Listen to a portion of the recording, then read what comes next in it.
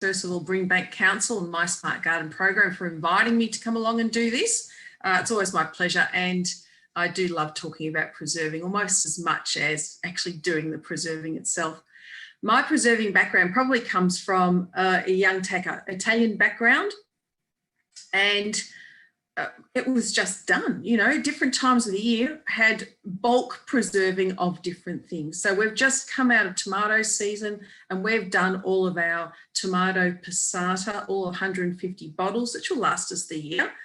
What else? And right now it's olive season. So I'm bottling up lots and lots of jars of olives too, to do that sort of thing. So every season has, you know, what is bountiful and what we then preserve so that later on in the year we can certainly enjoy it, because the flavours of some things just don't last throughout the year. I'm thinking specifically of tomatoes. I bottle a lot of tomatoes to use instead of, you know, cans of tomatoes, which perhaps have come all the way from Italy. So I've got them, and I know because I've bottled the ones that I've grown at home, the flavour is going to be sensational. So it's got something to do with preserving of the seasonal things, but it's also got to do with, you know, last year, you know, this time last year when we were going into our first lockdown and people were panic buying and all this sort of stuff, you know, I just looked at my pantry and I said, yeah, this is why I do it. You know, the kids have always said to me, Mum, what are you getting ready for, a zombie apocalypse or something? And well, last year we had it, didn't we? And if we could have lived on olives and tomatoes and pickles all year, it wouldn't have been a problem. But of course, you know, had to supplement things. But it's great to have all of that stuff in your pantry that you can sort of pull out at a moment's notice. Now, can you see my screen, Jonas? Yes? Yes. Okay. All right. So I'm going to start then. Yes, we can see your screen. We can. Okay. So let's just get things moving, because sometimes things freeze up, and it just has frozen up on me right now. Okay, I'm going to have to, I think, go out and then go back in again because it didn't want me to do it. Don't you love Zoom? Okay, let's try again. For some reason, I'm still frozen. Okay. Let me try again. Sorry, folks. Screen share. Okay. Okay, what I'm going to do is go into this one here.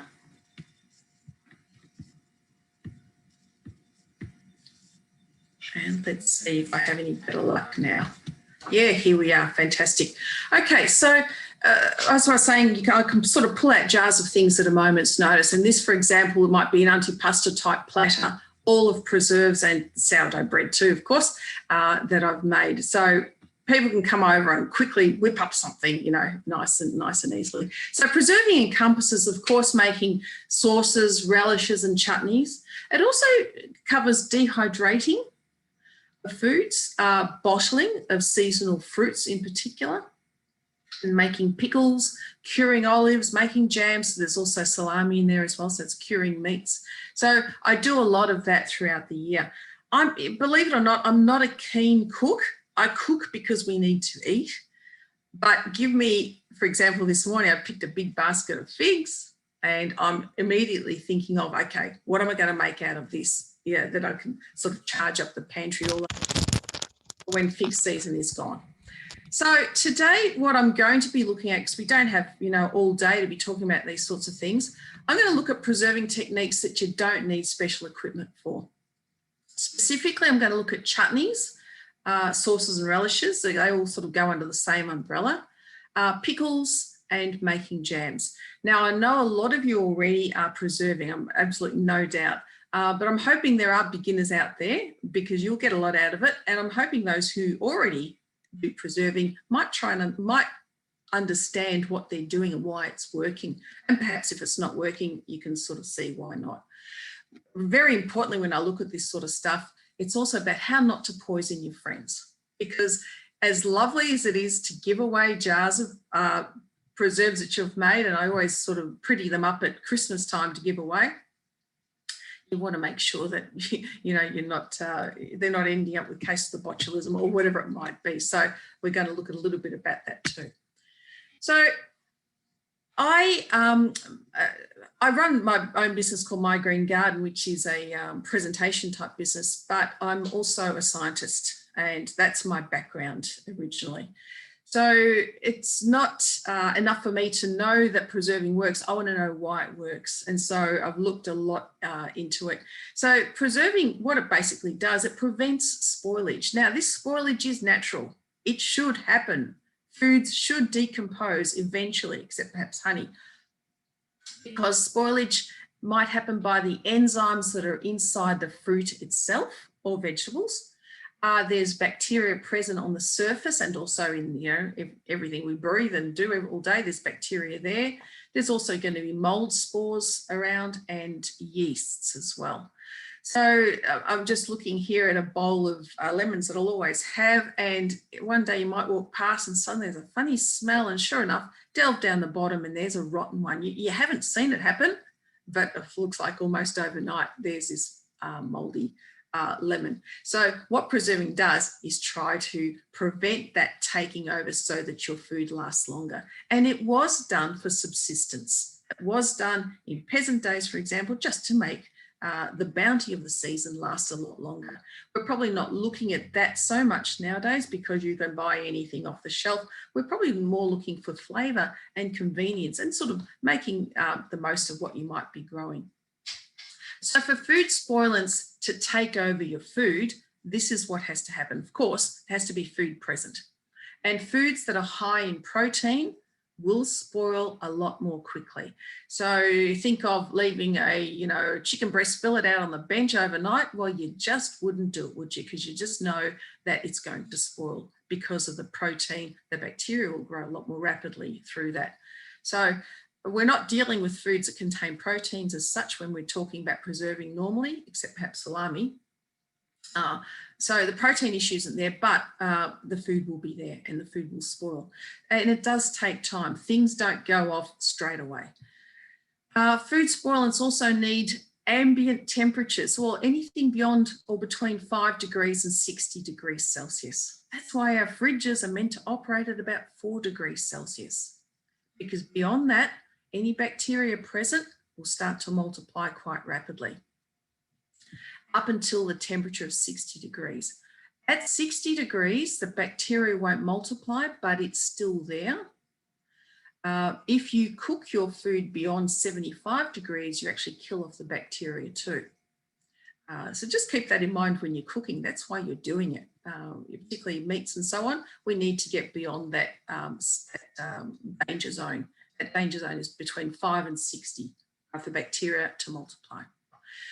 These food spoilants also need moisture. They are living organisms. They don't like acidic or highly alkaline situations. And so we say if it's a neutral pH, they will take over more rapidly, and they need oxygen. So they are living things. So what we are trying to do when we preserve is to counteract the conditions that these food spoilants need. The way we do it is by, first of all, temperature control, keeping things in the fridge or the freezer, or cooking them beyond that 60 degrees, or better still, that 75 degrees to kill off that bacteria, so the bacteria is gone and it's not going to keep taking over. The moisture issue, well, we can dry out moisture. Well, you might be familiar with dehydrating food. Dehydrated food will last for a long, long time. But there's other ways of taking moisture out, and that's by salting food. Salting, you may have salted eggplants before or other types of vegetables. You notice that as salting them, gradually moisture is taken away from those vegetables. So salting food also dries things out.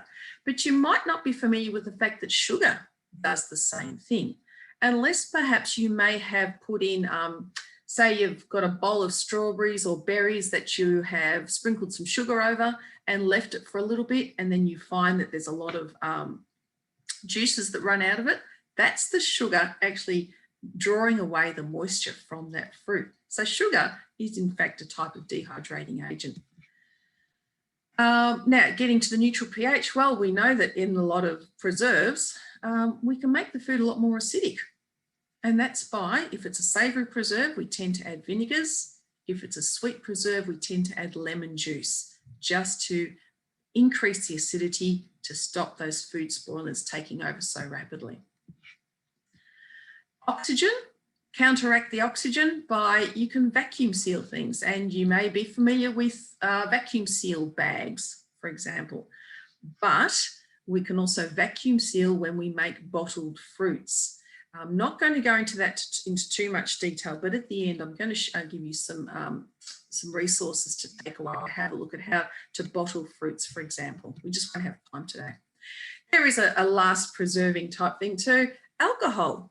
Alcohol kills off bacteria. That's why you might be familiar with alcohol swabs before you had an injection, for example.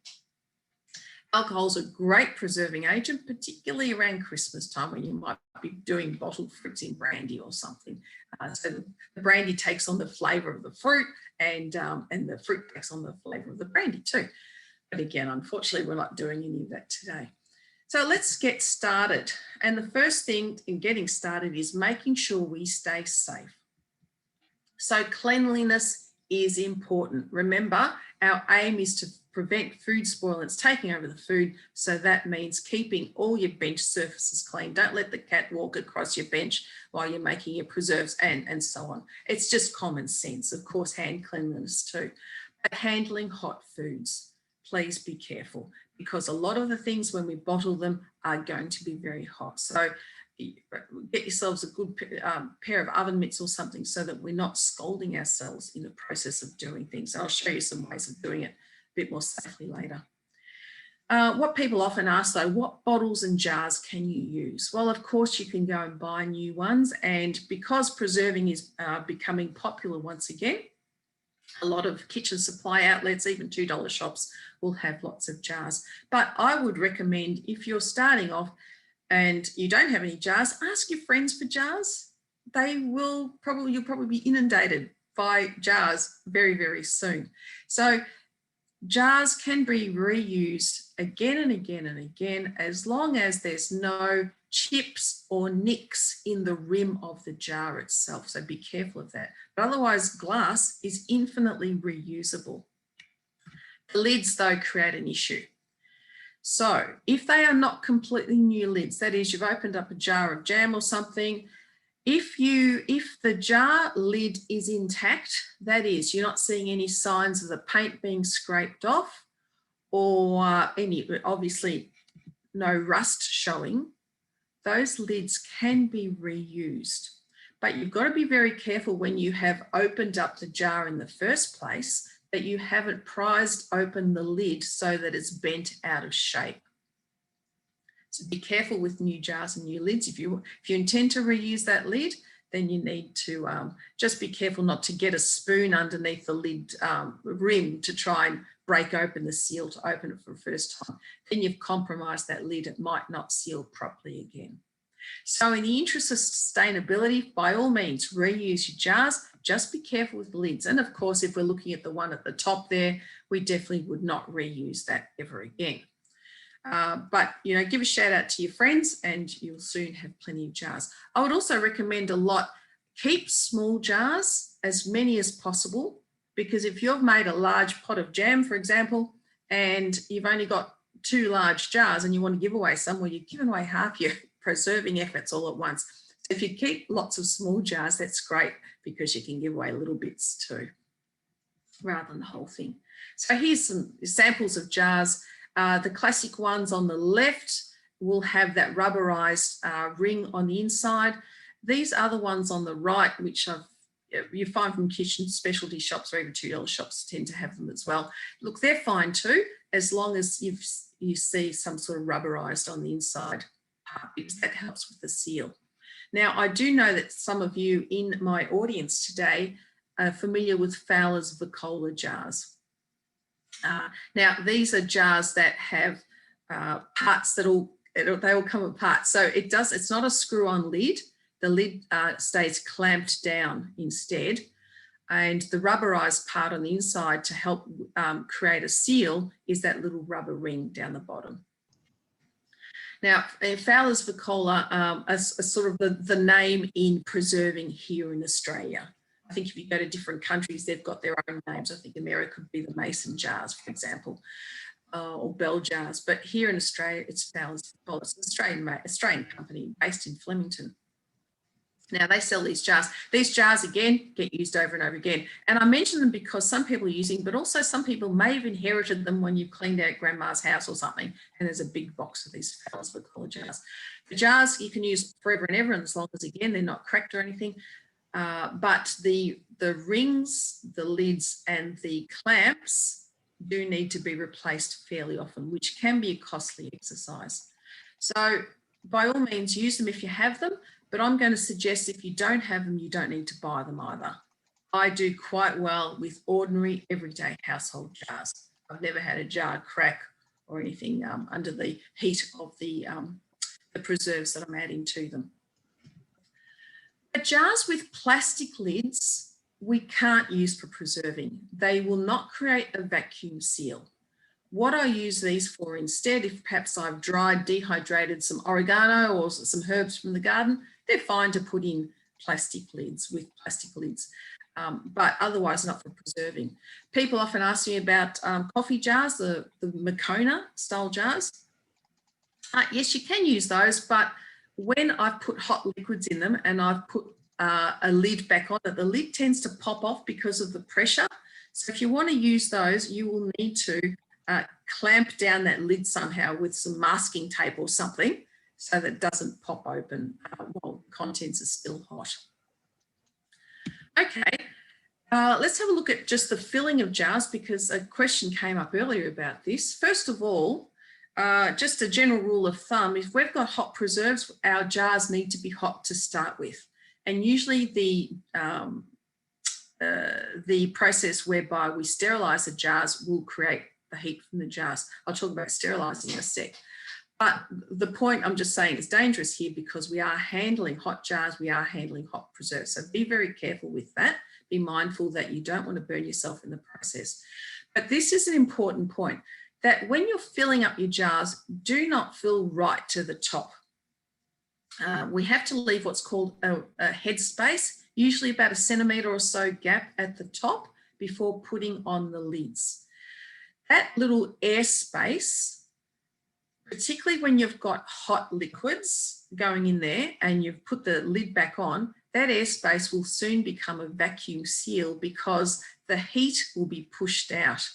And I'm showing here apricots that I'm bottling. The bottling process forces that air out once the lids are on by the process of boiling the contents to above 75 degrees Celsius. It forces that air out. So once everything's cooled, there's a vacuum seal that has been created. But if you're filled up the liquid right to the very top, and then you are doing what we call that heat preserving or bottling, some of the liquid is going to be forced out because that metal lid will be hotter and it will expand and should be allowing air out, but in fact it allows water out instead. So someone was asking about seepage. You make sure you do leave a head space and that should prevent that seepage. Okay, now keeping it safe also means how to sterilise jars, and there's lots of different ways of doing this. But they do need to be done for most cases. Basically, when we're putting preserves in jars and putting the lids on and nothing else has to happen, then you have to start with sterilised jars and bottles. One method is just to get your jars and put them in a large saucepan, fill it up with water and bring them to the boil. And then very carefully take them out and let them drain upside down on a tea towel, for example. Look, it does work. It's not my preferred method though. I do use the oven method, and here is heating up the oven to about 120 degrees Celsius, putting your clean jars on a tray in the oven and leaving them there for as long as it takes you to make the preserve, but at least say 20 minutes at 120 degrees Celsius. Remember, anything beyond 75 degrees Celsius kills off any bacteria that might be lurking there, and so 120 certainly will cover that. And then we take them out of the oven, and while they're still hot, and we put our hot preserves straight into them that way. So the oven method works well, except look, summertime is a time when you do a lot of preserving because of the bounty of summer, and I just don't want to have the kitchen heating up. So I tend to use my microwave instead a fair bit. Now, what I do in this case is put, say, a centimetre or two, say an inch or so of water at the base of each jar that I want to sterilise, and put them in the microwave. Now, you need to microwave them for as long as it takes that you can see that water bubbling for 30 seconds. So it depends on, first of all, how many jars you've got in there and how strong your microwave is. I can't give you a rule of thumb. Might be 4 minutes, might be 5 minutes, 6 minutes. But we need to see that water bubbling, and that's going to steam sterilise your jars. Just be very careful taking them out, and then you've got to tip out that hot water as well. What I do prefer to use is a baby bottle sterilising unit. I used to have one, and now the kids all grew up, and then I found Aldi had them on special once, and I bought one, and I've used them ever since. What I would recommend if you want to use this sort of method is to go to op shops. Op shops will often have them. I bought 2 or 3 units since and given them away to people because I found them for $3 or $4 in an op shop. Well worth it. So in this case here, I've got 200 mils of water. The jars go in upside down on a little platform in there, and put them in the microwave for 4 minutes in my case, and they come out steam sterilised, which works really, really well. 4 minutes in the microwave does not heat up the kitchen like, half an hour in the oven. Nice and quick, and probably more economical too to use that. But if you've got a hot dishwasher, remember that temperature we need to get beyond 75. So if you can run a cycle at 80 degrees Celsius, that will also sterilise your jars too. So you could use your dishwasher to that purpose. Now, all of these will have hot jars coming out, which is what we want, because our hot preserves, remember, have to go into hot jars. Now, these are jars and bottles. The lids are a different matter. First of all, making sure our lids are intact, not showing any rust or anything. I just get a saucepan of water, put the lids in there, bring them up to the boil and let them boil for several minutes, and then remove them carefully and let them drain on a clean tea towel ready to close up my jars of preserves. I have a little tool which is basically just like a magnet on the end of a plastic stick, and that picks up the lids very easily without me burning my hands. It's like going fishing in a pot of water. So that's how we sterilise. Lots of different ways of doing it, but very important to do it. We don't want to go with the effort of making beautiful preserves and having bacteria lurking in lids or in jars for them to spoil the preserves once they've come out. Now, if you find, though, that you've made your preserves and the lid doesn't quite fit, or the lid's looking just a little bit not fantastic, but you're not too sure, can I use it, can't I use it? There are substitutes for lids, and again, these come from the Fowler's Cola Company. They call themselves Clearview. They're like a cellophane, a food grade cellophane, so I don't think it's the one you use for wrapping up presents or anything. You'll find them in the baking section of at least Coles and Woolies supermarkets. 24 of those little squares will set you back about $1.50, and they come with labels and they come with elastic bands. And I have bought preserves at farmers markets that are just sealed like this. So the way these work is that you put your preserve, your chutney, your pickle, your jam in a jar. The jar's been sterilised. What we do is wet one side of this Clearview cellophane wrap, wet one side of it, and then put it over your hot preserve with the wet side away from the contents and secure it with the elastic band. And then gradually, as the contents cool, this creates a vacuum seal, believe it or not.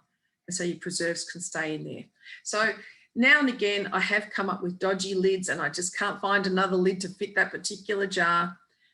And I'll use this Clearview underneath the lid. Now, once you've taken that off to actually eat the preserve, it's going to disintegrate. You can't reuse it, basically. So what you could then do is either just put some Glad wrap over it or use the lid that you had. The contents are cold. That rust, let's hope it's not a really rusty lid, but the lid what the lid has on it is not going to transfer unless you sit it upside down, I suppose. But just look at these. I would suggest if you do start preserving, just have one of these in your with your equipment, just in case your lid's a little bit dodgy and you're not too sure. That sort of creates the contents of your jar coming into contact with the lid itself. Right, now any questions about sterilising? We'll take questions now and then we'll start with preserving. Jonas, was there anything? Yep, so we have had a couple of questions. We just, Peggy asked if there was a process to determine that the jar hadn't sealed after processing. Yeah. Way to determine that, sorry. Yeah, look, you'll often find jar lids have that little push-up button. If that hasn't sucked down, then it hasn't sealed. But a lot of lids don't have that. So what you're looking at is when it's hot, that lid will be bulging out. But as it's cooled down, you do see that if you look at it at eye level, it's slightly concave or sucked in. And there's also the test, I suppose, try and open it. If it's really hard to open, it's been vacuum sealed. Yep, and if one has a little bit of fruit sticking above the liquid line, do they need to remove that piece to maintain the 1 centimetre headspace, or would that be okay? Look, if just a little bit, I tend to leave it. Okay, it's not going to be too much of a problem because this is in bottling of fruit. That liquid is going to be bubbling up all over the contents of the fruit anyway. So it seems to be. I haven't found an issue with it in the past, as long as it's not all sitting up above the liquid line. Yeah. And lastly, when you say clean jars, do you have to wash the clean jar? Do you have to wash the clean jar again for it being clean from the pantry? So do you have to rewash it, or would it be like okay straight from the oven? Look, I store all my jars on a separate sort of shelf in the linen cupboard actually, and they're always clean when I put them away, but before I use them I will give them a quick rinse, not necessarily soapy water because I know I have washed them, but just in case any dust has accumulated, just give it a quick rinse and then put them into the oven. They can go in the oven wet, that's not a problem. Excellent. And just one more comment turned up. If one fills their jars, closes them, and then turns them upside down to sterilize the lid as well, would that be like? What's your recommendation on that, or your comment on that? Look, that does sterilize the lid. That's good for when you're making chutneys and jams, for example. That will sterilize the lid. I'd just like to be sure, and I will sterilize it first. What that does do will help to create that vacuum seal because it heats up the lid. And so once you don't leave it upside down forever, you leave it upside down just for a couple of minutes, turn it back over the right way up. And because the lid is hot, it helps to expand. So any air in that headspace is forced out and it helps that vacuum seal.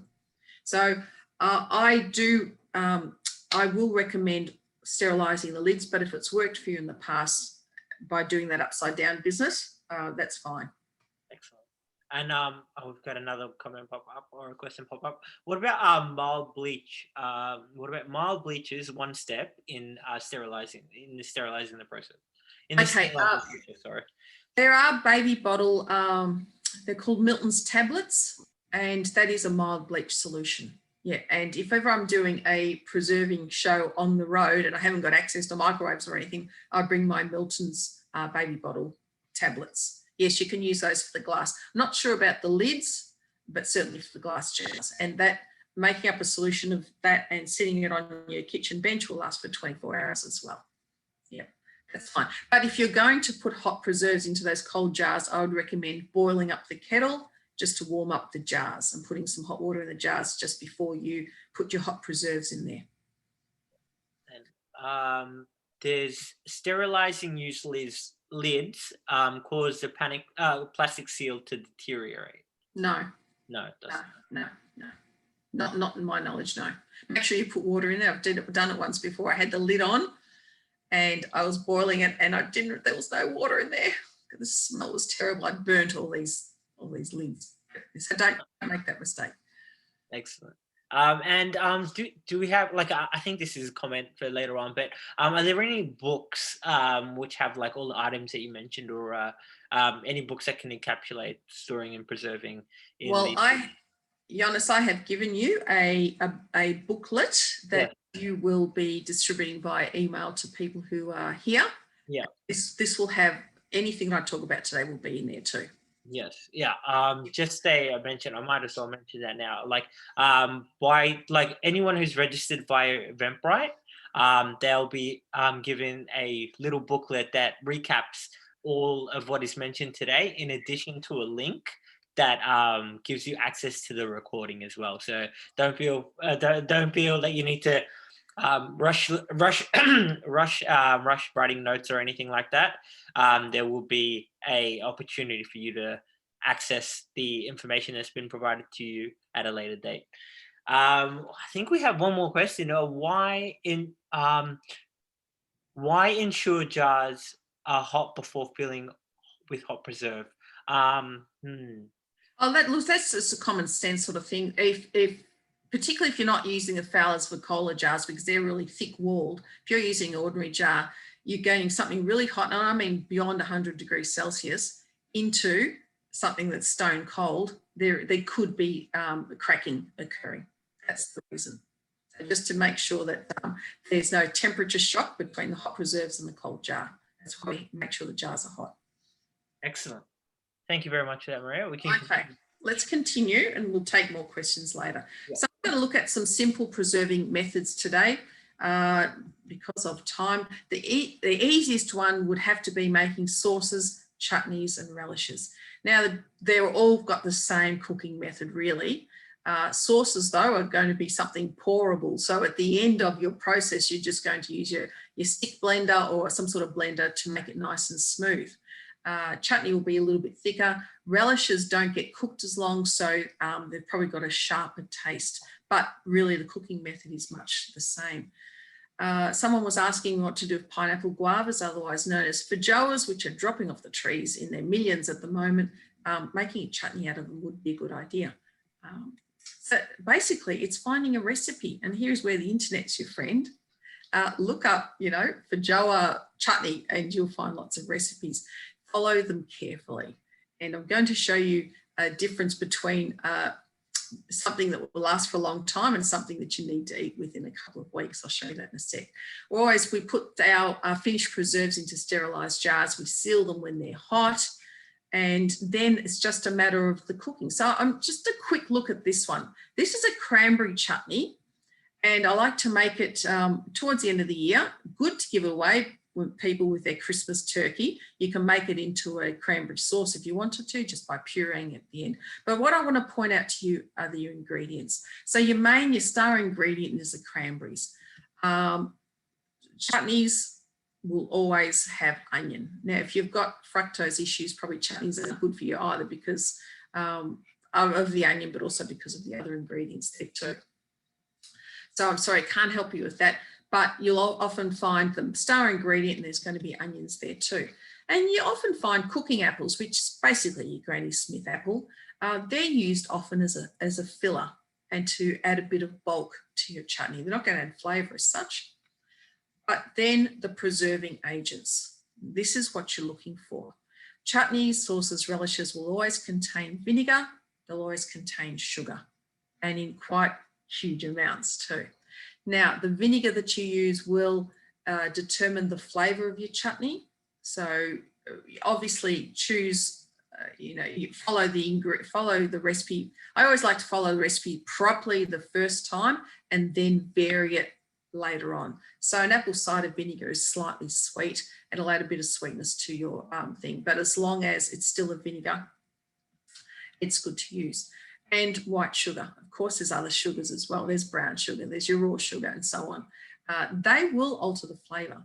So as I mentioned, what we're looking for though, are they in there, and are they in there in decent enough quantities, because that's what's going to make your preserve an actual preserve. Now, a quick look at mango chutney. With mango season's over, I'm afraid, but you could substitute for feijoas right now, or I've picked a basket of figs. I could make a fig chutney instead. So just quickly looking at it, My star ingredient in this case is mangoes, and then there's onions. Your preserving agents, there's the vinegar, there's the sugar, and all of them will have some sort of aromatic there as well. And in this case, it's ginger, there's ground coriander, cumin seeds, ground cloves, mixed spice. It gives you those lovely aromatic flavours that go right through. And that's what makes up your chutney or even your sauce. This is the hard part, and I say this for real. Chopping everything up. That's the hard part, and measuring out your ingredients, because after that, it's just a matter of cooking and a little bit of time. And this is why preserving really should be done in company, because the chopping happens a lot more quickly when there's quite a few of you around. So we've got our stuff ready. Get yourself a heavy based saucepan. Now this was the bottom part of a pressure cooker coming from the Bessemer cooking range. Big deal, name doesn't matter. What's important is that it's a heavy based one. So nothing that's too flimsy at the base, because we need that heat to be evenly distributed right across the contents of that pan, rather than scorching where your burner touches the pan itself. So always a heavy base saucepan with our preserves. We add our ingredients and you start the heat. And at first we just do it over low heat, really just to make sure the sugar is dissolved. But it doesn't take long to dissolve because of all the vinegar that's in there at the same time. Once that's all dissolved, turn up the heat and bring it to the boil, and then let it simmer until it's thick and gloopy. And the thicker it is, the longer you cook it, the thicker it'll become. So it's up to you. Now, when you sort of look at it at this stage, it looks quite runny, and chutneys won't be too runny. Keep in mind it's hot, and that as it cools down, it will not so much solidify, but firm up a little bit as well. And once that's done, you put it into your hot sterilised jars. I mean, how hard's that? It's not hard at all. And that's the basis of a chutney. If I wanted to make this to a mango sauce, I'd then start to puree it at this point here, and then put it into bottles instead of jars. So it's really a matter of following the ingredients. Now I want to show you a contrast with a recipe that I found when I was looking for, it just came up, and they've called this a mango relish. So it's not cooked for as long, but let's look at the ingredients. There's star ingredient, there's your mangoes, and then there's the onion as well. There's your aromatics, the ginger, mustard seeds, salt, some chili flakes in this case. So if you like chili, chili sort of based chutney, add more chili, for example. They don't do anything at all to the preserving. There's just to add flavour. And what is important to point out here, though, the amount of vinegar, apple cider in this case, is only 3 tablespoons, and the sugar is only 2 tablespoons, in this case, the caster sugar. Right. And then simmer for 15 to 20 minutes, and then it will keep in the fridge for at least 2 weeks. Whereas the chutney that I showed you before will keep all year. And it's just because the amount of vinegar and sugar is much greater. So if you're worried about sugar content in your diet, you might want to go for something like this instead. However, just remember, it won't keep for as long as something with more sugar in it, because that's what your preserving agent is. That will stop the bacteria growing. So, questions about sauces, chutneys, relishes. They are not difficult. You just have to find a recipe that's decent, that will, use up the star ingredient that you're trying to use. For me, could be for me figs today, could be for you feijoas instead. Yeah, we do have a couple of questions here. How do we prepare frozen fruit for chutney and relish? Okay, if it's fruit that you've had for yourself, or just if you're ever going to freeze anything, you have to freeze it at the point that you can just take it out and you don't need to do anything to it. So if you're freezing feijoas, I would freeze the pulp. I wouldn't be freezing the skin of the feijoa, so that you can take it out and use it.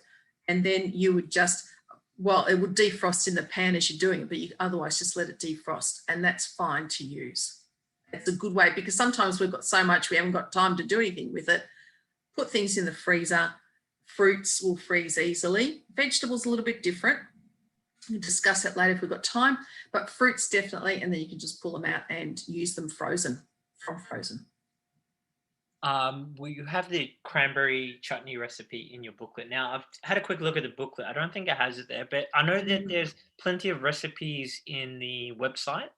On my website, My Green Garden, and I'll give you the, yes, cranberry chutney should be there as well. Okay, excellent. So I'll provide a link to the website as well in the email, the follow-up email that I'll send to everybody later on. Thank you. Yep. Okay, shall we continue? Let's look at pickles. Just a couple of quick questions. Dried cranberries, can they be used for chutney? Yeah, because sometimes it's hard to get frozen cranberries, because those cranberries were frozen I start with. Look, they already have sugar in them. I can't find a dried cranberry that doesn't have sugar. So you might find it turns out to be very sweet, but look, it can be. I would rehydrate them and then use the rehydrated versions. If you need 500 grams of cranberries, you wouldn't use 500 grams of dried cranberries. Rehydrate them first until they're nice and plump. That just means sitting them in boiling water and draining off excess water, and then use that, find your 500 out of that. Excellent. And the onion that was used for the chutney, what kind of onion was it? It's brown onions. Brown onions, excellent. And we've got like reducing the sugar amount. Could you use sugar replacements? Yeah. No. No? Look, you can. No, it's not going to be the same. Look, I'm going to talk about that when we look at jams. Okay.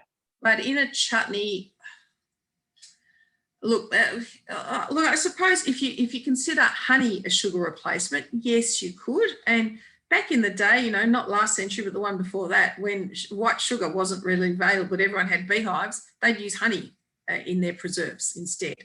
It's just now sugar's a lot cheaper than honey. But to make one without it, I just don't think you're going to get the consistency that's right. You could play around with it and see, and then let me know how you go. But I would just doubt it. That's all. You can reduce the amount of sugar, but I don't think you can cut it out completely. And with the spices, does it matter if they're ground or whole?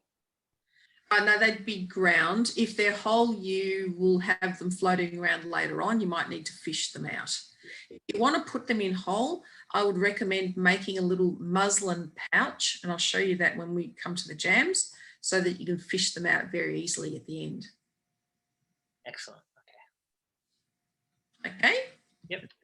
All right, pickles. Pickles are just an extra step on the chutneys, and that's why in order of difficulty, these come second. Now, pickles, there's lots of different varieties, and it depends on the method. So on the top one there are cucumber pickles. So that's where I've done something with the contents, and in this case, they are dill cucumbers, or sorry, little gherkin type cucumbers that I've grown myself, some onion and some red capsicum. And then they're sitting in a preserving solution. That's that style of pickle. On the bottom left is a green tomato mustard pickle, which has, you'd use that, say, over a cheese sandwich or a ham sandwich or something. So it's spreadable. So you're using the liquid content, which is nice and thick. And on the right-hand side is an Italian-style pickle, and they're called, we call them pomodori sott'olio, tomatoes under oil. And we use these with unripe vegetables, such as green tomatoes. And believe it or not, zucchini and eggplant are considered unripe at the point at which we use them. If they are fully mature, they're much larger and much seedier. So what happens in this case, the first, it's just a little bit more time consuming. It doesn't take long to make, but it takes long in the process. I'm not going to go over that today, but if you're ever wanting to make pickles that don't have any sugar, you might look at the green tomatoes or zucchini or eggplants that are stored under oil as well. So let's have a look at, where did that come from? Let's look at pickling particularly. Now, it's a two-step process.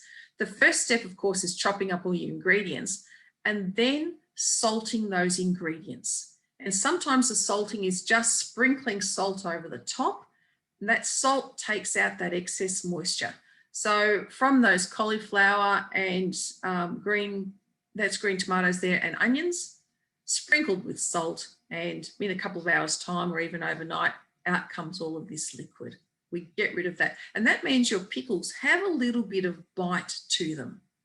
If you didn't have this salting process, your pickles would come out soft and mushy, and that's not what we're after. And the second step after we've done that first one is covering them with some sort of vinegar solution or cooking them in that vinegar solution. So I'm going to look at zucchini pickles. This is a firm favourite with everybody. And if you're growing zucchinis, we're sort of at the end of the season now, it's a great recipe to use up all those excess zucchini that we have. So let's look at the ingredients. There's your zucchini and there's your onions and salt that's sprinkled to draw out the moisture. Your preserving agents again, there's white vinegar and there's sugar in this case. So it's an English style pickle. And then the aromatics for taste. Those aromatics are your salt, mustard seeds and turmeric. The amount of salt here is only a teaspoon. So the star ingredients and the onions, there they are again, your zucchini and your onions. If you've got zucchini in your garden and they've overgrown, they're beyond the sort of usual zucchini size that we look at, you could still make this, just use the outside flesh of the zucchini and not the very seedy, spongy part in the middle. You can do that too. Right, so our first step here is just to cut the zucchini into, that should say millimetre rounds. Sorry, slice zucchini into 2 to 3 millimetre thickness, not centimetres. Goodness, I didn't notice that before. And if you've got a mandolin, it makes it very easy. Just very quickly slice them up. And your peeled onions, slice them. And then we put them all together into a bowl and sprinkle our salt over the top. It might be 2 or 3 tablespoons of salt. I'm not going to be specific here. It's really, have I covered them in salt? That's fine. So sprinkle generously. And in this case, we're going to do a wet pickle, a wet brining solution. Brine just means salt in water. So in this case, we're just covering with water. It's got the salt in there. And believe it or not, that also draws out excess water. You can't see it as such because it's not a dry brine solution. But what's good about it, because it's a watery solution, you don't have to leave them in here for as long because the salt has gone right through. So it's only for an hour. Leave it there for an hour. In the meantime, you get your pickling ingredients ready. So the vinegar, and Coles is now selling this double strength white vinegar, which I'm liking to use because you do want a minimum acidity in your vinegar, and the sugar. I'm using just plain white sugar here, and the aromatics, and there they are, the turmeric, mustard seeds, mustard powder, and salt as well. And what we do with those, the vinegar, sugar and spices, put them in a large, again, heavy base saucepan and stir until the sugar is dissolved over low heat. After that hour is up, you drain the salty liquid from your vegetables, the zucchini and the onion. And once that pickling solution is boiling, you add your drained vegetables to that and turn up the heat. Don't keep stirring, just stir it once to cover and then just leave them. Turn up the heat, and once it reaches the boil, just turn off the heat. So it doesn't take that much, it doesn't take too long. And then your pickles are ready to bottle. So now you've got your sterilised jars. I've got this wide open mouth funnel that makes it much easier to put pickles and things in. You can find those at your kitchen warehouse style places. And it just makes putting things into narrow jars much easier. And you put your lids on. So you fill it up, and then all that excess liquid that's still in your saucepan, we have to cover the vegetables with that liquid. And then put the lids on while it's still hot. And while they're still hot, you'll notice that the lids are pushing up a bit, but as they cool down, they will suck down a bit too. Now, we store in a cool, dry, dark place. And this goes for all preserves. While it might be nice to have them on show, direct sunlight will help them go off or make them go off a lot more quickly. So cool, dry, dark place, that's what we're looking for. And ideally, with anything that combines vinegar and sugar, such as your chutneys and your pickles, we really should leave them about a month before consuming. The sugar will mellow the sharpness of the vinegar, and the acidity of the vinegar will take away the overwhelming sweetness of the sugar. So that's why we need to leave it. It's always a good idea to label your pickles as well. Get some sticky labels or just some sticky tape, scrap of paper, and write down what it is that you've made and when you made it as well. It's, as usual, common sense. The stuff that is you made earlier, that's the things you're going to eat more quickly, and so on. How long should they last? At least a year in storage, at least, as long as you've stored them properly, not in a hot spot. And there's our pickles. That's a nice, simple, easy pickling. So we're salting the vegetables, making up pickling solution, and putting it all back in together. But you'll often find pickles will always salt beforehand. Any questions about those, Jonas? There? Yes, we do have a couple of questions. I guess how long would the pickles last if they were shelved in a fully vacuum closed? 1 to 2 years. 1 to 2 years, excellent. Yeah. And do you rinse the veggies? If they're in a dry pickle, a dry salt solution, yes, I would rinse them. So I've just had them sitting with salt all over them. I would strain it in a colander and just a quick rinse under the tap. If it's a wet brine like that one, no, you just need to drain off the wets, the water, the salty water. Yeah. How much sugar did you use for the zucchini recipe? Oh, I'd have to go back and have a look. Let's have a look. The recipe is on my website though. Yeah, the recipe will be on the website, most likely. Where we are, 200 grams of sugar. 200 grams. And I guess will the booklet advise if the equipment required as well? Well, the equipment required in this case really is just anything specialty here would be just a funnel just to help put things in. But before I had this funnel, it's just tongs. I'd use tongs to put the zucchini in there, and then probably a measuring jug that has a spout to pour the liquid in. I often find though that pouring liquid in that way, some of it dribbles down the side, and then you're going to have to, get a little bit of a sticky mess on the outside of those jars. That's why the funnel just makes life a lot cleaner. Yeah, and can you use whole cucumbers? Okay, if you're going to make sort of dill cucumbers or something, they really can't be your ordinary cucumbers. They are far too watery. I grow, for example, over summer, they're called pickling cucumbers. They don't grow as large. You get them much smaller, or you pick them much smaller, and to eat them, they're quite bitter, but the salting and the process draws out that bitterness. The reason we use those, they just maintain their crunch a lot better. So you don't want to be biting into one of those little cucumbers and they're all soft and mushy. It's gone off. Then your process hasn't worked properly. So some specialty fruit shops will have them at certain times of the year. Look out for them and sort of pounce on them as soon as they come in. Your Coles supermarkets, your supermarket fruit and veg won't have those at all. But when you're talking cucumbers, you're looking for pickling cucumbers. The best way to get them is to grow them yourself. They're probably easier to grow than standard cucumbers, really.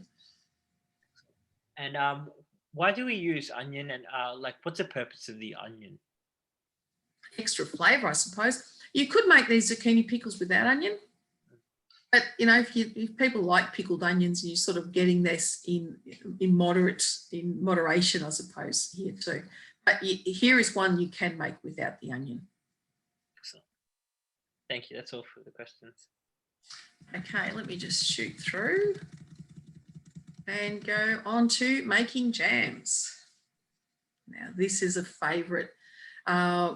People often keen on making jams until they see how much sugar is involved. So we're going to sort of talk through that process. Now, you notice the funnel I'm using here is a stainless steel funnel, and I love this one too. Stainless steel is probably easier to keep clean and keep sterile as well. Again, your kitchen specialty shops should have them. So ask for a preserving funnel. You don't want something with a narrow spout. Now, I talk about making jams. The process is pretty much the same for all of these, just with a few little things that change up a bit. So jams are considered, by definition, a smooth, spreadable fruit conserve, I suppose, whereas conserves tend to have lumps in them, of lumps of fruit. So strictly speaking, when I make a jam, I really should be calling it a conserve because I will have lumps of real fruit in there. Marmalades, we're coming up to marmalade season in the next month or so when the oranges are in peak and all the citrus fruits. So marmalades will be citrus based and they will also contain some of that citrus peel throughout it as well. Fruit jellies is making a jam or a conserve and then straining it completely so there's no skerrick of any fruit in there at all. I've never made a fruit jelly. I can't see the point really, but there's a lot of straining involved, straining of all the fine particles. So you've got a very clear paste. Now, fruit paste, such as quince paste, this is cooking up your jam beyond what we call the setting point so that when at room temperature, it has set hard. Not hard as a rock because you need to be able to slice it to put on your cheeses and so on. But much harder. It's not a spreadable type thing. Same process, it'll just be a much longer cooking time. And this is the time of the year to make your quince paste if you're keen on that. And if you see how easy it is to make quince paste and how cheap it is compared to buying a little slab of quince paste every time you've got a cheese platter out, you'll be making it and it lasts forever. It lasts such a long time. Right, so all of them obviously have to start with some sort of fruit. Now, some fruits are better than others for making jams. I'm just going to use jam as a generic here. And it's got to do with their own sort of acidity content. It's also got to do with this stuff called pectin. Now, pectin is a natural carbohydrate that's found in fruits and it's concentrated in the skin of the fruit and also in the seeds of the fruit. Pectin helps the setting of the jam. So it's not just a sloppy thing, but it helps to set it.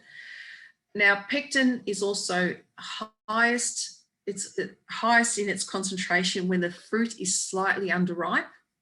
So for example, I've got a plum tree, which copious amounts of plums in January, but with the first fruits that come off that tree, I'll make my plum jam. I won't make it with the overripe fruit at the end of the season. And that's what people tend to do. You know, they'll get a whole lot of fruit at the end and, oh, I've got to do something with this fruit now and we'll make jam. The pectin content has lowered at that point. And so your jam's not going to set nearly as well as slightly underripe fruit. The problem with slightly underripe fruit, though, it hasn't developed all of its natural sweetness. But you probably wouldn't even notice that because of the amount of sugar that goes in. Now, acid, remember that acid to help kill off bacteria. The acid in this case isn't going to be vinegar, it's going to be lemon juice and sugar. Now, we'll talk about the sugar in a sec. Put all of those things together over some heat and we get to what we call the setting point. So we haven't got a liquid fruit, we've got something that is spreadable to put on your toast or wherever you want to use your jams.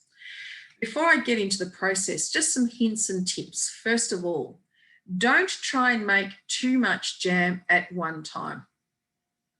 So your maximum combined weight of sugar and the fruit should be about 2 kilos. Don't try and make too much, and I'll explain why as we go through. And again, the heavy based saucepan so your jams don't scorch at the base, but also nice and wide. So not a tall, narrow saucepan, but a lovely big wide one. The reason for this is that as we're heating up this fruit and the sugar and so on, we want the water from the fruit to evaporate as quickly as possible. So the wider the saucepan, the faster the evaporation rate, the better the flavour of your resulting jam.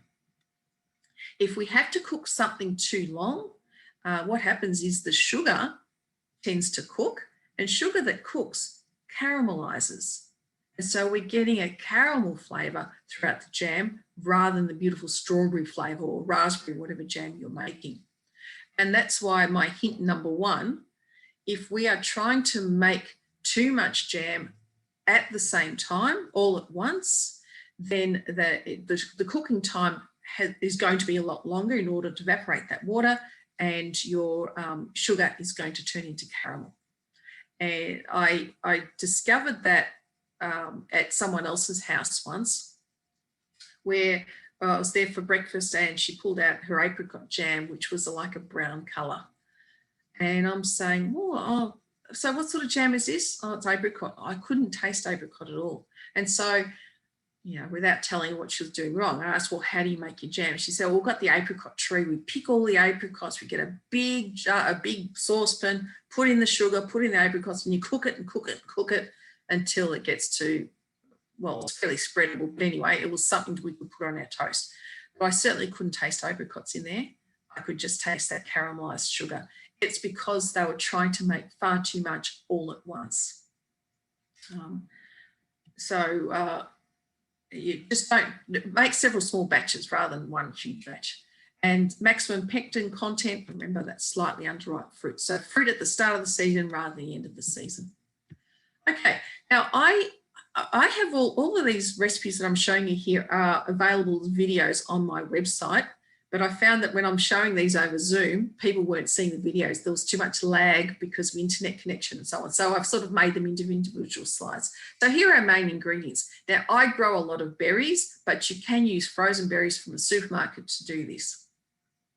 And they were frozen. I haven't got time to make a lot of jam in summertime, so I freeze them and then pull them out and let them defrost in my lovely wide open pan there, heavy base saucepan.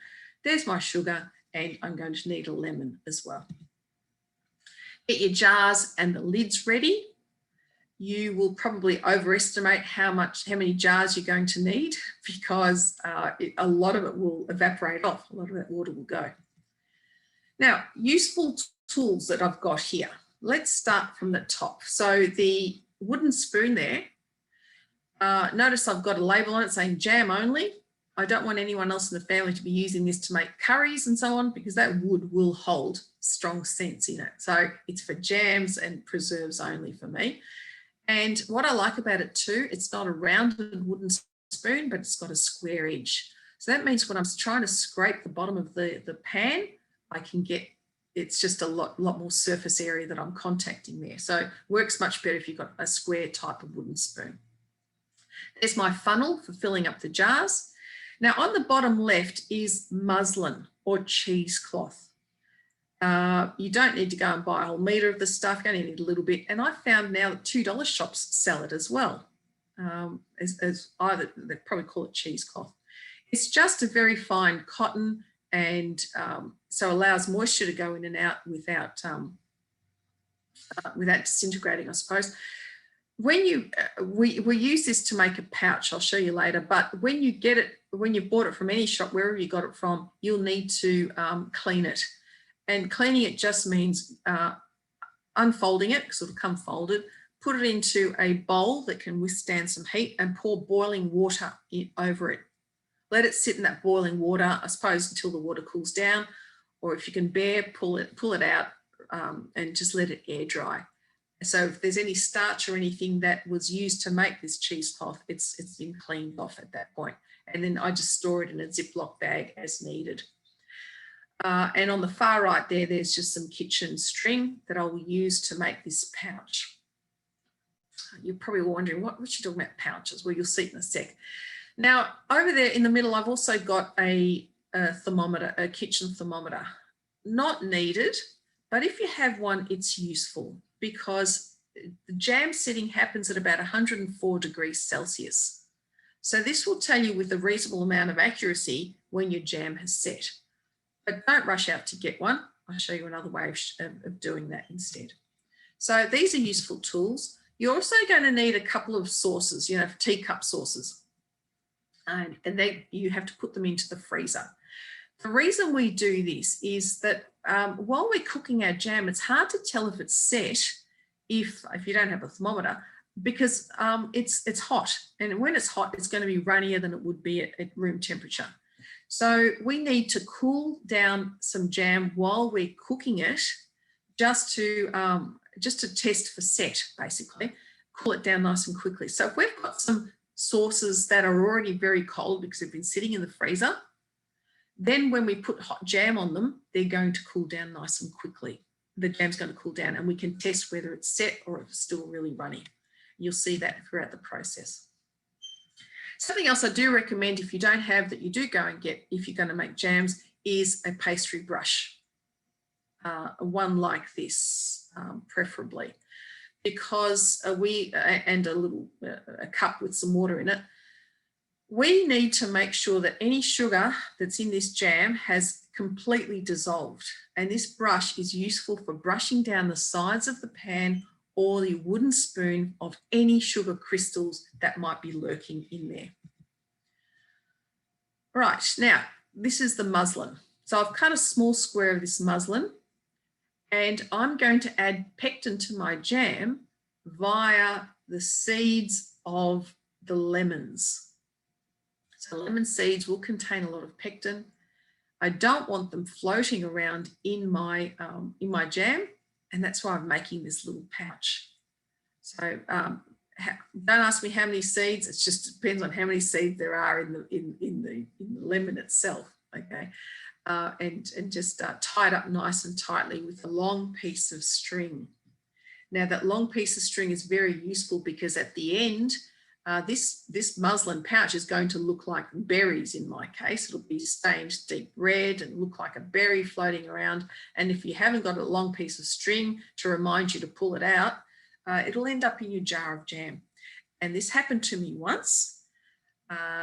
And I happened to be having people over for breakfast and someone happened to spread it on her toast and start to eat it. There was no long string attached at that point. And she's chewing and then finally pulls it out of her mouth. And I was mortified, absolutely mortified. First of all, that I'd forgotten to pull it out. But secondly, I was having guests over and they're chewing into this muslin bag, which looked like berries at that point. So that's why now I always put a long piece of string so it's easily visible to take it out later. Okay, so got all your bits and pieces ready. Now, first step, if the fruit, remember it's going to be, for ideal, it's going to be slightly underripe. So these look like they will be apricots and at the start of the season. So not as soft as I want them to be. They need to be soft because after you've added sugar to it, sugar hardens them up. So we need to soften the fruit. And this is just by a little bit of gentle stewing. So I'd put just a little bit of water in the base, put the lid over them, and just let them stew away a little bit until they've softened. All that water will eventually evaporate. So don't worry about that too much. But if you're starting off with berries, I just need to either cut them all up or defrost them if they've come out of the freezer. Strawberries, you would just cut them up into smallish pieces. So I've got them, they've defrosted, and then I add my sugar. Now, the amount of sugar traditionally is however many grams of berries or fruit you're using, so make sure you weigh more out at the start. It's a 1-to-1 ratio. So if you're using 1 kilo of berries, it's 1 kilo of sugar. Now, that's a lot of sugar. And it's quite confronting when you look at it. I have discovered through a lot of trial and error, and I've made jams for many, many years now, I'll get down to 750 grams of sugar to every kilo of fruit without affecting the preserving the quality of the jam. The jam will still be okay. It will not go mouldy. So we can go down to 3/4 the amount of sugar to the amount of fruit that you've got without affecting the preserving. But that's still a lot of sugar. So at the end, I'm going to talk about how to make jams without sugar. But we add traditionally, we're going to add the sugar to the fruit that's been softened, and over low heat, we are stirring and continually stirring to dissolve that sugar, continually over low heat. Now, at this point, some of those sugar crystals will have adhered to the spoon or to the side of the pan. So here's where we get that pastry brush, which has been dipped in water, and brush off any grains of sugar from the back and the front of the spoon and down the sides of the pan as well. If any sugar crystal is left undissolved in your jam, once this jam cools down, all the sugar in there will crystallize back out of the jam, and you'll have a crunchy jam. It's happened to me once. I'm speaking from a lot of experience here, and it's a crunchy jam and it just can't be rescued. Basically, I had to throw out that whole batch. And that may have just been one single grain of sugar left undissolved up the side of the pan, for example. And then it made its way into a jar, had to throw that out. So please be very careful. Over low heat until every single last grain of sugar has been dissolved. And often I can tell that by using the spoon and sort of banging up and down in the pan itself, and you can sort of feel the grittiness of the sugar still left undissolved. Once your sugar is dissolved and you're happy with that, then we add lemon juice, and it's usually about 1/4 cup of lemon juice for 1 kilo of fruit. And then the muslin pouch that I've had the lemon seeds in there, just to help to add pectin to your fruits. At this point, once they've all been added, we increase the heat to as high as your thing will go and bring it to a fast boil. Remember, the aim is to make a jam as quickly as possible so that the sugar doesn't caramelize and we maintain the integrity and the flavour of the fruit. We don't want to overfill the pan because this bubbling does get to be quite high. And it depends really on the type of fruit and so on. But after a while, you'll find that as you're stirring it, it's becoming a little bit thicker. And what we do then is take one of those saucers out of the freezer, get a teaspoonful of the jam that's in your saucepan and put it on that saucer. Turn off the jam in the meantime, because we don't want that to continue to cook, because what we want to see is, was the jam set at the point that I'm taking the spoonful of jam onto and putting it onto the saucer. Now, to make it cool down even quicker, I put it into the freezer again and time it for 1 minute. Bring it out and it should be at room temperature by that point. Now, what we do to check if it's set or not is run your finger through the middle and watch what happens. Does it stay separated, or does it very quickly come back and join together in the middle? If it comes back quickly, you need to continue cooking and then testing for set, a couple of minutes later. What we're aiming to do is to evaporate a lot more of that water out of there, because then the concentration of your sugars, your fruit, your pectin will be at that right concentration. If you had a jam thermometer, you'd be testing for 104, 105 degrees Celsius. But this is one way, not having to bother with a thermometer. You try to cool down the jam very quickly to room temperature and see what the consistency is. So if it doesn't come together, if it sort of stays apart or wrinkles, then you're certainly at a set. Otherwise, keep cooking and try it again. So the last step, once you're happy with the set, you put your hot jam into your hot sterilised jars and replace the lids while they're still hot. Label your jam, label the date, and then once they've cooled down, you put them away. Now, after they've cooled down, sometimes you might find, oh dear, the jam's still a little bit runny. I thought it was set, but it's still a little bit too runny to be putting onto the toast. Never fear. You can always fix a jam that is too runny, or a jam that conversely you've overcooked and so it's set rock hard. Yes, it has happened to me. You couldn't even try and spoon it out of the jar. It was that hard. Okay, but you can fix. So a runny jam just means you haven't evaporated enough water.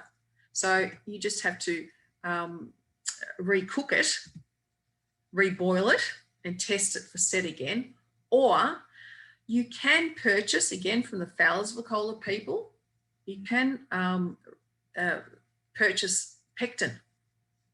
And this is just basically caster sugar, which has powdered pectin, which comes from green apples, mixed through it. They've got instructions on the back on how to reset a runny jam, but I don't tend to use it. What I do instead is just reboil the jam all over again. And you find that before you may have filled 4 jars and a bit, but afterwards, after you've reboiled and evaporated more of that water, you know, you've lost some of that jam. Basically, some more of the water's gone off, and so your jam is a lot firmer. I don't want it to be rock hard, of course, but you just don't want to be runny either. Yeah, it's a nice set so you can spread it over your toast.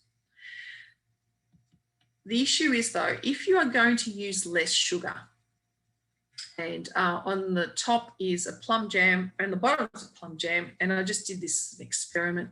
The top one's using 75% sugar for every kilo of plums. The bottom one was using 100%. And you can see the difference. So the bottom one looks like a jam you might buy from the supermarket. It's really quite a firm set. Spreadable, but still firm. So you can tip it upside down and it sort of stays in place. Whereas the one that's using 75% sugar, it's runnier without being too sloppy. That's what the difference will be. Now, we're quite used to it in my household.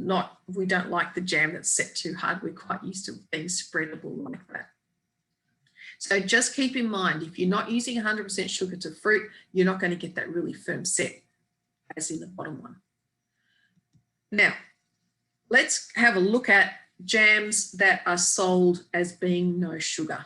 And we know the ones we're talking about, those long, narrow jars, French ones, and I think Dick Smith puts out a version as well, or used to. I want you to look at the labels really carefully, and that's why I've got in inverted commas, no sugar and jam. All right, first of all, they're not calling it a jam. They're calling it spreadable fruit. All right, so it's not a jam because it doesn't contain that sugar. Looking at the ingredients, it's half apricots, just over half, and then there's grape and date juice concentrates. Guess what is making the sugar in there? It's those concentrates there.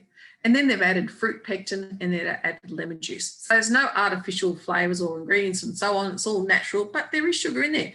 And if you look at the nutritional information, carbohydrates total, of which are sugars, is 52 grams for every 100 grams of jam. So still 52% sugar, except it's just coming from grape and date juice rather than cane sugar.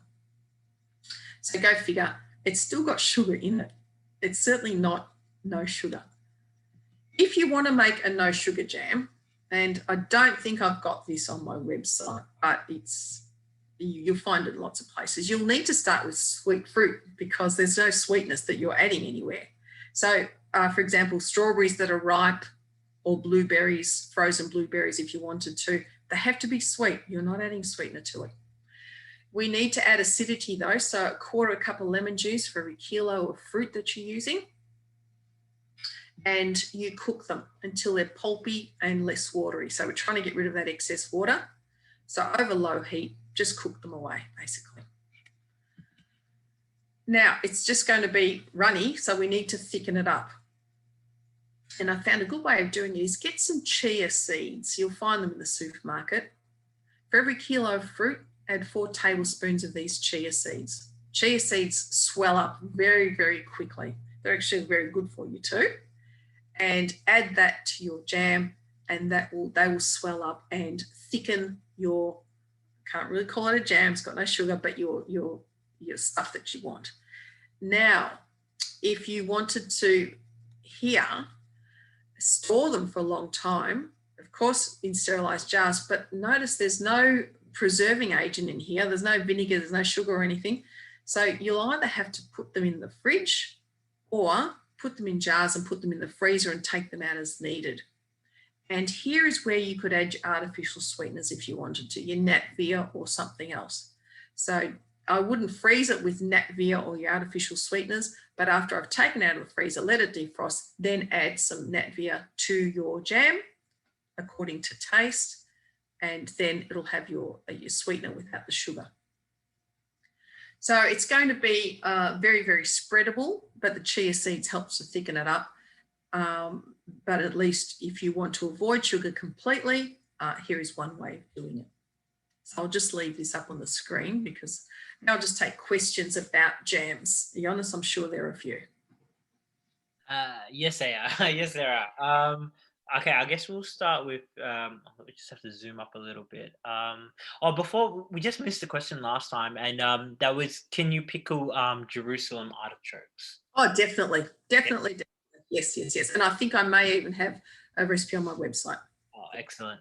I think there was a lot of questions surrounding this no sugar or alternative sugars with respect to jams, and I feel as though you've answered all of them, which is good. I think there was another one where if you're using frozen fruit when defrosting, do you use a liquid that's on the bottom of the defrosted fruit? Yeah, definitely, because that'll help to dissolve the sugar. It will eventually evaporate, but certainly keep it there. Yeah. Excellent. And can you save the lemon seeds for using later in the jam, or do you have to use fresh lemon seeds? Look, I have frozen lemon seeds before, but I haven't done a scientific study to see if they work well or not. But one thing about pectin, when you're freezing fruit, you actually you reduce the pectin content. Something happens to it. So I would presume that happens with the lemon seeds as well. Yeah. Can you use more pectin or jam setter to get a firm set when using sugar? Yep, absolutely. Yeah, definitely. And will chia seeds make the jam crunchy? You will notice them in there, but it won't be crunchy because they'll have swollen up and softened. Yeah, the only problems with those seeds is they get stuck in your teeth. So they're very good for you. Yeah, excellent. I noticed none of the. Oh, okay. None of there was a question noticing that none of the preserving techniques include a boiling water bath to seal the filled jars. Can you speak to that? Okay, if I had more time, I would, and that's called bottling. So basically, if you want your preserves to last even longer than beyond that 1 year, let's say, you would, after they've been sealed and everything, you'd put them into a large saucepan and pack them into the saucepan, even if you have to pack empty jars in there as well, and fill up the saucepan with water and bring it to just below the boil. Remember, it's the 85 degrees we're trying to get to, so it's not a full boil. And then you would, it depends on the size of the jars, keep them at that temperature for about 30 to 60 minutes if they're really large jars. If I had more time today, I would certainly look at bottling fruits as my next topic. Yep. There was a question earlier. I made marmalade, but how do I use kumquat without all the fiddly work? I don't know. Without all this fiddly work, yeah. Whenever I make it, I think, oh, why am I doing this? I mean, the flavour's sensational, but it's very fiddly just getting all the seeds out of the kumquats, unfortunately. I do know of people that blitz them, but I'm sure you're going to blitz up the seeds too. So, no, unfortunately, I don't know how. But if you make a jar, send one over. I love them. Excellent.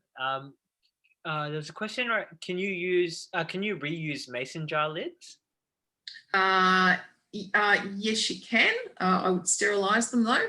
What we're looking at is making sure there's no rust happening. And there was a question at the start that I missed. Am I able to make pesto to keep in the pantry? No. Short answer, no. It contains basil and so on. I make it, it contains basil. It contains garlic, and garlic shouldn't be stored with oil or anything like that. Garlic's a real problem. I I make it, I put them into ice cube trays and I freeze them. That's how I keep my pesto throughout the year. I just keep it frozen. Excellent. It's nice as fresh, but it certainly can't be stored. I wouldn't even store it in the fridge. It has to be frozen. Okay, excellent. Can you make pectin by dehydrating apples? Yes, you can. Yep, you can. And I have a lot of tamarillos and limes. Can I dry now that it's cooler without using the oven, as my oven's too hot? Why would you dry limes? Just wondering why you do that. You could do limes with, look, you know, things like limes and lemons, you've got excess, I freeze them. I do have a standalone freezer for all these sorts of things, but I wash them and freeze them, and particularly if I need them for juice, they're nice and easy. Tamarillos, I'd probably be making a chutney out of them. I don't think tamarillo jam will work very well. It just doesn't have that sort of acidic content. In that booklet that Jonas is going to send to everybody, it's going to have a little table which will show you which fruits make better jams. And simply because of the acidity content of the fruit itself. Yeah. We've had a lot of garlic questions as a result of your earlier comment. So what is the problem with surrounding garlic, and how long would they generally keep if they're put in the fridge? Garlic, well, I never ever store garlic under oil unless there's been some sort of pickling involved first. Okay, garlic in oil, I think it's botulism or something really, really severe, which can kill people. And I've tried it once, and I've peeled the garlic cloves, put them in oil, let them sit there, and you see this sort of fuzziness around the outside of the garlic. And that certainly telltale sign it's gone completely off.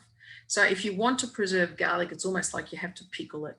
Or if you've got garlic that you've grown, it's starting to sprout, before it does, freeze it. Pull apart all the cloves and just freeze them. And you can use them throughout the year. And that sort of helps to expand your garlic season, I suppose. Yeah, but garlic, whatever you do, please don't put it under oil. There are massive issues with it, unless there's some sort of pickling that's been involved as part of that. Yeah, excellent. And I think we have one last question. I'm making my own apple cider vinegar for the first time, and can I put in the pantry if I sterilize the bottles, or do I need to store that in the fridge? I have to admit I've never made it, so I'm not too sure. It's a fermentation process, so I'd be wary of leaving the pantry until it's all fermented away. You just got to be careful things don't sort of explode on you. So yeah, I can't answer to that one, I'm afraid. No. Excellent. Well, thank you, Maria. Yep, that's the end of the questions. Okay, so let me just recap, because we're coming to the end of time as well. So if we're talking about safe preserving, what you want to do, remember, reuse, collect those glass jars, but buy new lids if you need to. Take hygiene and safety really, really seriously. And then follow recipes carefully. You're looking at that correct balance of acidities and sugars. Look for those recipes that have those preserving agents in them in order to keep them for a long time. And then when you're confident, then you can modify the ingredients to see what's seasonal. Do something with those pineapple guavas and so on. And have fun with your friends. I did this over the summer school holidays. I had some colleagues from work come over, and we picked all the plums. We did a whole lot of things during the day, and it was a great day. It was so much more fun doing it with people than standing on your own. There's some kumquats there in the picture, by the way, picking the seeds out of the kumquats all on your own. Very boring, much more fun with lots of friends. Okay, a quick look at some equipment suppliers, but they're probably not local to you. But anyway, they're good. Costanti in Bell Street, Preston, is a treasure trove of preserving equipment. They specialise in Italian preserving supplies, but they've got everything there anyway. Well worth a visit, but leave the credit card at home if you're worried, because it's a great place to spend a lot of money. Cospac are bulk suppliers for jars and lids, but they're in Knox, so probably not close to you guys. Plasdene might be closer, but they have a minimum spend. They sell bulk jars and lids, but they've got a minimum spend, so it might be beyond what you're after unless you get together with friends to do a bulk order. But the reject shops, $2 shops, do have jars and lids nowadays. Now, some preserving equipment I found from a catalogue called Home Care. You might be able to look them up online and look for preserving tools. So funnels and a whole lot of other little implements for lifting hot jars out of boiling water and so on. They've got them there.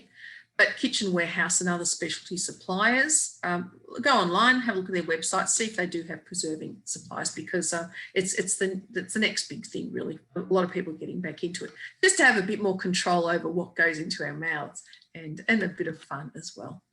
Now, a lot of the recipes that I've shown today are in video format as well as recipe format on my website, mygreengarden.com.au. And I think you need to look up In My Kitchen. There's a whole lot of recipes and videos that you can watch. So I hope you've found this useful. For those of you already preserving, I hope you understand why you're doing what you do. And you could probably add a lot more to this than what I've said today too. But for those of you beginners, you just need a little bit of confidence, basically, and hopefully I've given you that today. So thank you very much to My Smart Garden, Maribyrnong Council, and so on. And enjoy your preserving adventures. Thank you, everyone, for attending. Yeah, like Maria said, first of all, I'd like to thank Maria for the lovely presentation that you said today. I found it very insightful, and I think, yeah, a lot of beginners would find that insightful as well. So thank you very much. Like we mentioned earlier during the workshop, I will, on Monday, provide everyone with an email with the website, a recording link, and a survey for the workshop. And if you could fill out that survey, that'd be greatly appreciated. Have a lovely weekend to everyone. And yeah, thank you once again, Maria. Thanks, Jans.